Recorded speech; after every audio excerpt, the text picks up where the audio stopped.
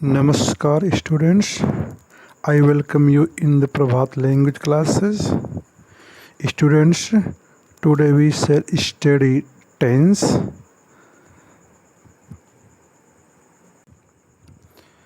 तो हम आप टेंस का अध्ययन करने चल रहे हैं। टेंस अर्थात काल, काल अर्थात समय। विद्यार्थियों, हिंदी वाक्यों को अंग्रेजी में ट्रांसलेट करने के लिए यदि हमको समय की समझ नहीं रहेगी तो हमें बहुत सी कठिनाइयों का सामना करना पड़ेगा। There may be the possibility of wrong translation और ट्रांसलेशन विथ फॉल्ट्स। तो जब उन गलतियों से बचने के लिए we must try to know what the tense is. तो टेंस के विषय में बतलाया ही गया अभी कि यह समय है, काल है। टेंस को डिवाइड किया गया है, बांटा गया है मुख्यतः 3 भागों में, जिसका पहला भाग है स्टूडेंट्स प्रेजेंट, दूसरा है पास्ट और तीसरा है फ्यूचर। अब स्टूडेंट्स जो प्रेजेंट टेंस है इसके 4 भेद होते हैं। यहाँ कहने का मतलब ये है कि टेंस जो हम मुख्य रूप में एक इकाई के रूप में यहाँ देख रहे हैं, इसको 3 भागों में बांटा गया और फिर टेंस को 4 उपभागों में सब डिवीज़न जो इसके हुए हैं। तो ये जो प्रत्येक 3 हैं इन सब के 4 भेद होते हैं, जैसे present indefinite tense, present continuous tense, present perfect tense, present perfect continuous tense. फिर आप देख लें पास्ट इंडेफिनिट टेंस स्टूडेंट्स, फिर past continuous tense, past perfect tense, past perfect continuous tense. तो आप स्टूडेंट्स देख रहे हैं कि ये प्रेजेंट के 4 हुए, ये पास्ट के 4 हुए और इसी प्रकार से फ्यूचर के भी हैं। Future indefinite tense, future continuous tense, future perfect tense और फ्यूचर परफेक्ट कंटिन्यूस टेंस। तो एक ढंग से अगर देखा जाए तो टेंस के कुल कितने भेद हुए या कितने इसके काइंड्स हुए, तो कुल काइंड्स इसके हुए स्टूडेंट्स 12 काइंड्स हुए। तो हम आप सबसे पहले चल रहे हैं अध्ययन करने प्रेजेंट इंडेफिनिट टेंस का। प्रेजेंट इंडेफिनिट टेंस का स्टूडेंट से ध्यान दीजिए कि प्रेजेंट इंडेफिनिट टेंस को सिंपल प्रेजेंट टेंस भी कहते हैं। सिंपल प्रेजेंट टेंस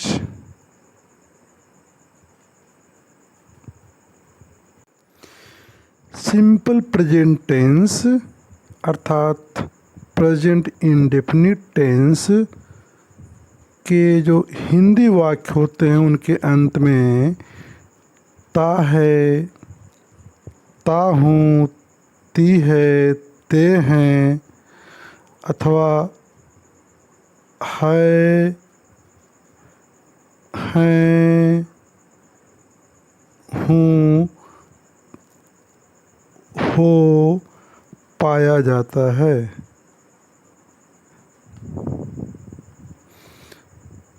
तो स्टूडेंट्स ये तो सिंपल सी पहचान है हिंदी वाक्य में। अगर हिंदी वाक्य नहीं अंग्रेजी का वाक्य लिखा होगा तो कैसे पहचानेंगे?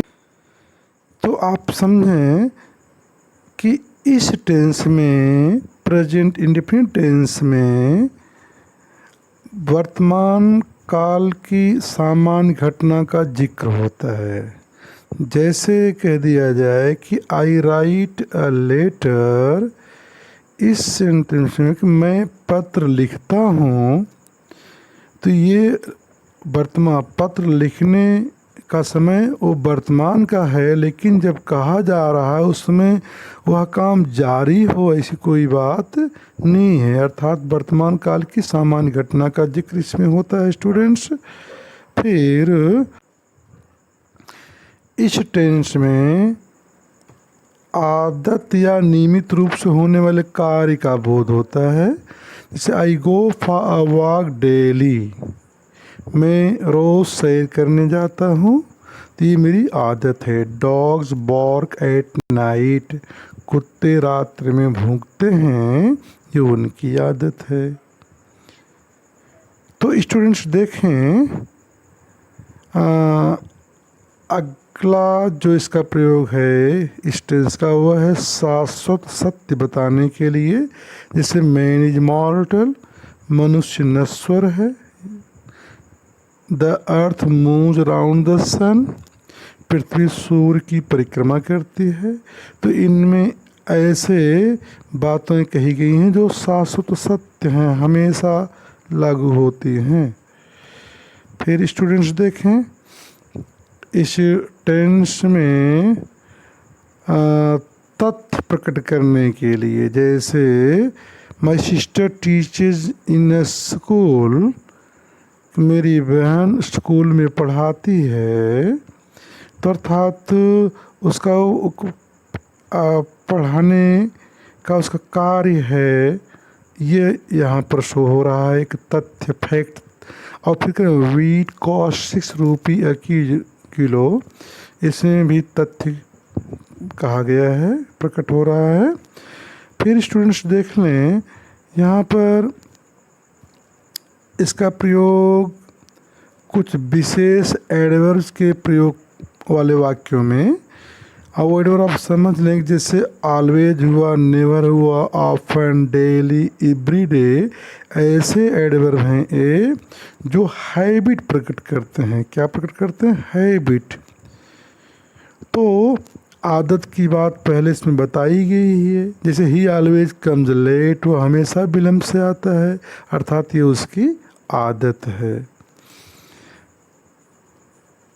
सिंपल प्रेजेंट टेंस अर्थात प्रेजेंट इंडेफिनिट टेंस का जो अगला प्रयोग बता रहे हूँ किस में होता है? हिस्टोरिक इवेंट्स में होता है। कभी कभी वो जो ऐतिहासिक घटनाओं का नाटकीय वर्णन हम अब करते हैं। जैसे होता है कि Akbar attacks Maharana Pratap and defeats him, Akbar Maharana Pratap पर आक्रमण करता है तथा उन्हें हरा देता है। जबकि ये बातें पास्ट की हैं पतन, लेकिन उसको प्रेजेंट में कहा जा रहा है। जैसे है Maharana Pratap collects the army, Maharana Pratap सेना एकत्रित करते हैं। तो बीते हुए जो ऐतिहासिक घटनाएं हैं, कभी कभी उसका नाटकीय ढंग से प्रेजेंट में प्रस्तुतिकरण होता है, तो प्रेजेंट इंडेफिनिट टेंस में होता है। फिर स्टूडेंट्स देखें, इसमें करें जब भविष्य की बातें कॉन्टेक्स्ट के आधार पर करनी हो, जैसे यहाँ देख लें संदर्भ के आधार पर और प्रसंग के आधार पर, we go to the Kumbh fair next week, हम अगले सप्ताह मेला में जाएंगे। जबकि यहाँ देख रहे हैं विल शैल का प्रयोग नहीं हुआ है, अर्थात हम अगले सप्ताह मेला जाते हैं अर्थात जाएंगे। तो यहाँ पर ये जो फ्यूचर टाइम का एडवर्बियल लगा है नेक्स्ट वीक, वह टेंस को फ्यूचर बना दे रहा है। वी बिगिन प्रैक्टिस टुमारो, हम कल अभ्यास करते हैं अर्थात करेंगे। तो टुमारो ये चीज़ शो कर रहा है क्या? भविष्य। तो पहचान के बाद आइए अब हम इसके रूल्स समझते हैं कि how these sentences are translated.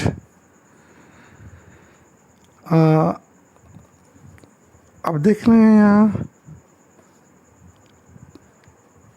Ram बाजार जाता है, इसका अनुवाद किया गया है राम गोज टू मार्केट। इसमें किस स्ट्रक्चर का पालन हुआ है? Subject plus verb. इसमें फर्स्ट फॉर्म लिखे हुए हैं, तो ध्यान दें स्टूडेंट्स। अभी ये यहाँ लिखा गया मैं पुस्तक पढ़ता हूँ, तो यहाँ सब्जेक्ट आई है, उसके साथ वर्ब फर्स्ट फॉर्म रीड का प्रयोग किया गया है, प्लस जो कुछ आता है अर्थात यहाँ ऑब्जेक्ट आया हुआ है आई रीड अ बुक। तो इस और लेकिन जब ये कहा गया कि राम बाजार जाता है तो राम गोज, यहाँ गो में ई एस जुड़ा हुआ है। तो रूल आप ये समझ लें कि अफर्मेटिव सेंटेंस में पहले कर्ता लिखते हैं, फिर क्रिया का फर्स्ट फॉर्म लिखते हैं, उसके बाद ऑब्जेक्ट या जो कुछ हो। लेकिन यदि कर्ता थर्ड पर्सन सिंगुलर हो तो क्रिया में एस और ई एस जुड़ता है। क्रिया में क्या जुड़ता है स्टूडेंट्स? यस जुड़ेगा या फिर ई एस जुड़ेगा। तो वर्ब के फॉर्म में मैंने आपको बताया है कि कब यस जुड़ता है, कब ई एस जुड़ता है। तो ये बात क्लियर हुई कि जब थर्ड पर्सन सिंगुलर सब्जेक्ट हो, थर्ड पर्सन किसे अर्थात जिसके विषय में बातचीत होती है उसे थर्ड पर्सन कहते हैं स्टूडेंट्स। तो जब कर्ता थर्ड पर्सन सिंगुलर हो तो वर्ब में हम यस या ई एस जोड़ते हैं। जब वर्ब का अंत C H O S S H S S X या जेड से होता है तो हम वर्ब में ई एस जोड़ते हैं, नहीं तो केवल एस जोड़ते हैं।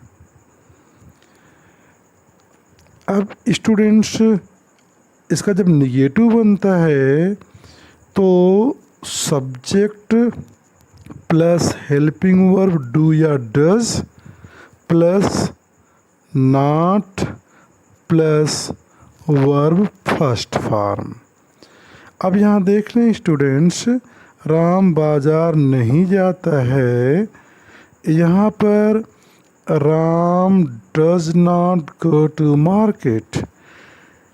तो स्टूडेंट्स यहाँ पर आप कहेंगे कि Ram third person singular subject है, इसके साथ हेल्पिंग वर्ब डज लगा हुआ है, नॉट लिखा गया, फिर गो लिखा गया। आप कहेंगे वर्ब गो में यस या यस क्यों नहीं जोड़ा गया?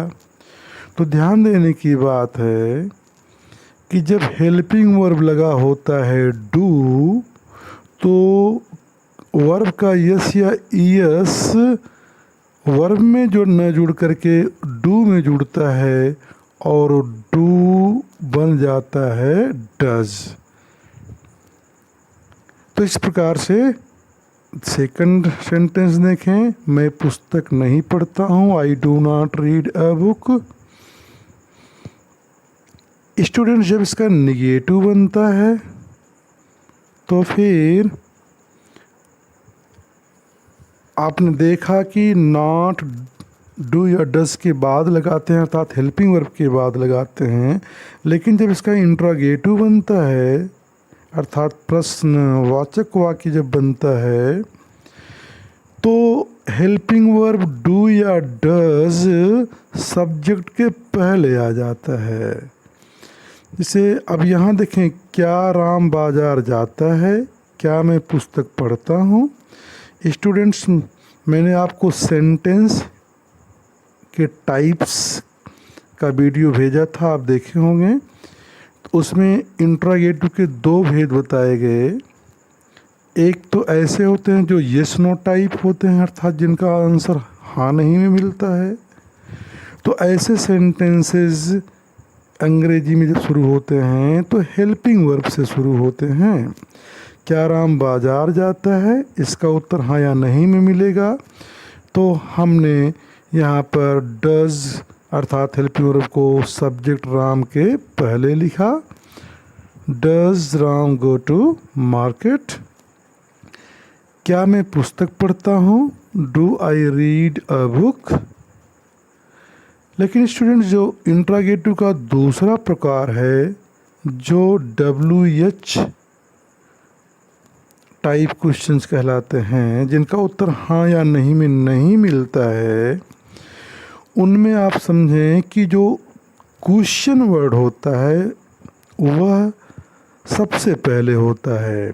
राम कहाँ जाता है, इस वाक्य का उत्तर हाँ नहीं में नहीं मिलेगा, बल्कि कहाँ के उत्तर में कुछ बतलाना पड़ेगा। ऐसी स्थिति में कहाँ ये जो प्रश्नसूचक शब्द है इसकी अंग्रेजी सबसे पहले लिखी जाएगी। लिखा गया वेयर।